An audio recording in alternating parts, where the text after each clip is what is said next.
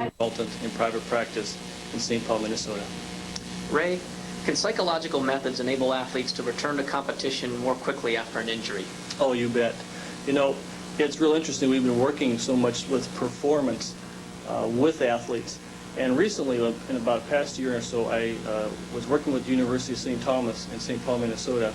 And we had worked with performance in respect to having an athlete go around the end. And one of the athletes turned out to do very well and became All-American. And one day the coach came up to me and said, geez, you know, you've been doing so well with this performance aspect. Can you do something with pain and getting my athletes back on the field sooner? He said, these guys are getting hurt.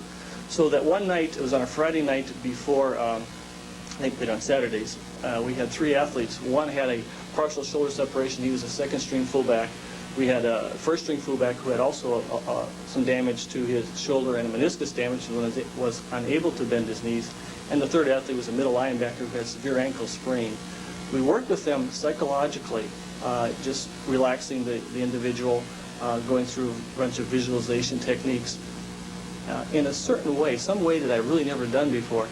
And what happened was, in about a matter of 20 minutes with each athlete, we had the athlete stand up, and one athlete was able to move his arm up in the air.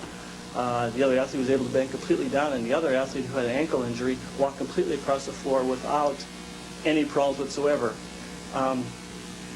Obviously, everybody was excited, and the athletes, the interesting point was the athletes never got the pain back.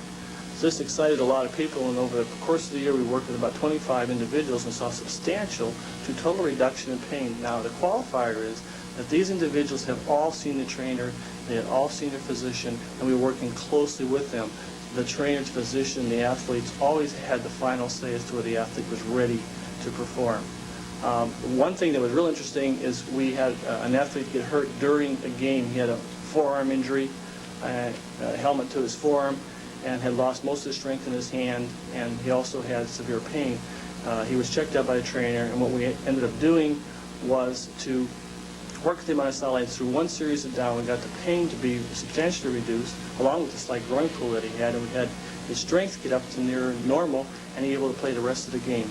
So psychological methods do help a lot, and more coaches and athletes are starting to look to them to improve. Thank you.